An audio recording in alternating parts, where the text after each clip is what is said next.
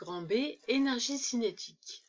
La formule de l'énergie cinétique est EC est égal à 1/2 fois m, m étant la masse de l'objet en kilogrammes, multiplié par la vitesse au carré, la vitesse étant en mètres par seconde. Cette énergie cinétique est exprimée en joules avec un J majuscule. Prenons un exemple. Un véhicule roulant à 45 km/h. Un piéton surgit. Le temps que le conducteur réagisse, c'est-à-dire le temps que le conducteur passe son message du cerveau et actionne la pédale de frein, il s'est passé 1 seconde. Pour un véhicule roulant à 45 km/h, il parcourt 12,5 mètres. Si un autre véhicule a une vitesse multipliée par 2 de 90 km/h, il va lui parcourir une distance beaucoup plus importante, soit 25 mètres. Mais attention, les véhicules n'ont pas encore commencé à freiner.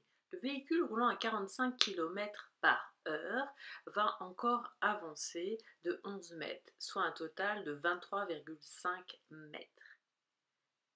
Celui qui roule à 90 km/h va aussi avoir une autre distance de freinage qui va être de 44 mètres, soit un total de 69 mètres.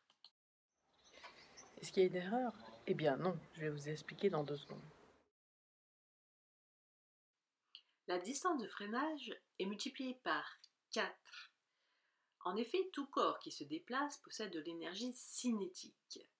Quand on freine, elle se dissipe sous forme de chaleur. Un véhicule roulant à 10 km/h a pour énergie cinétique 1/2 fois m fois v au carré. Si on prend 10 km/h, on remplace EC égale 1/2 fois m fois v au carré, ce qui nous donne 1/2 fois m fois 100. Regardons pour 20 km/h.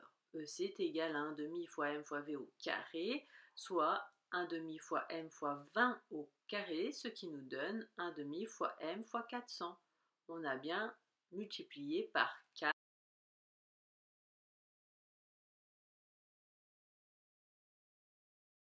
L'énergie cinétique est donc proportionnelle à la masse m et au carré de la vitesse.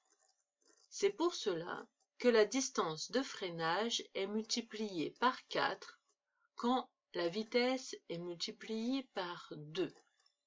Lors d'un choc d'une voiture, l'énergie cinétique se transforme en déformation et chaleur et elle peut engendrer des blessures graves aux passagers.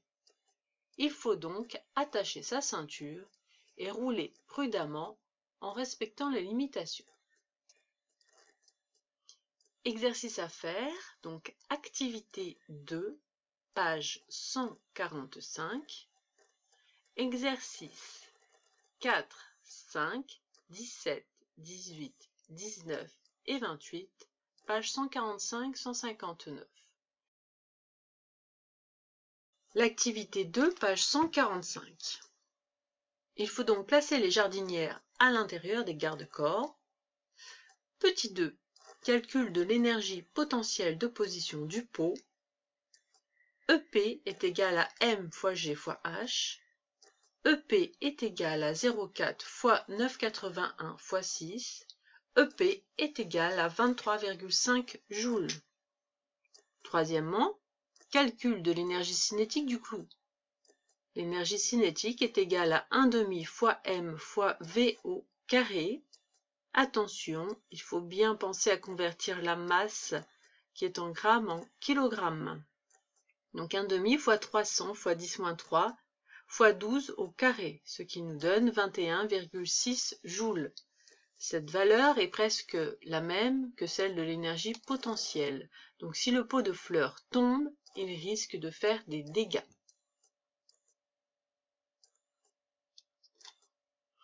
Exercice 4, page 153. 1, réponse D. 2, réponse C, kilogramme. 3, réponse A, en mètres par seconde. 4, réponse E. EP est égal à M fois G fois H. Exercice 5, page 153. A, faux. B, vrai. C, faux. D, vrai. Exercice 17, page 156. Question 1, réponse A et C. Question 2, réponse B. Question 3, réponse C. Exercice 18. L'énergie cinétique EC est égale à 1/2 fois M fois V au carré. C'est égal à 1/2 fois 0,300 fois 12 au carré. C'est égal à 21,6 joules. Petit 2. EC est égal à 21,6, mais c'était aussi égal à 1/2 fois M fois V au carré, et on cherche la vitesse. Donc, on place la vitesse au carré. C'est égal à 21,6 fois 2 divisé par 0,150. On a isolé la vitesse au carré. On trouve 288, et comme c'est la vitesse au carré, pour trouver la vitesse, il faut faire la racine carrée de 288 et on trouve 17 mètres par seconde. Exercice 19, page 157. EP est égal à M fois G fois H. Petit 2, EP est égal à M fois G fois H, soit 0,063 fois 9,81 fois 4. EP est égal à 2,47 joules. Troisièmement, petit a. Première hypothèse. Le drone n'avait plus assez d'énergie électrique, mais ça, on ne le sait pas. Deuxième hypothèse. Le drone était hors de portée du capteur, donc toute l'énergie potentielle de position à 4 mètres s'est transformée en énergie cinétique. Petit b, on doit donc démontrer que la valeur est supérieure à 4 mètres. Calculons déjà l'énergie cinétique. EC est égal à 1/2 fois M fois V au carré. On trouve 3,15 joules. Cette énergie cinétique, si elle s'est transformée en énergie potentielle, EP est égal à EC. Donc on détermine la hauteur H et on trouve 5,1 mètres. Cette valeur est donc supérieure à 4 mètres. Il était donc hors de portée. Exercice 28, page 159. Question 1. Calcul de l'énergie potentielle. EP est égal à M fois G fois H est égal à 215 fois 10 fois 1,2. On trouve 2580, soit 2,58 fois 10 puissance 3 joules. Deuxièmement, E est égal à P fois T, donc P est égal à E divisé par T, est égal à 2580 divisé par 1, soit 2580 watts.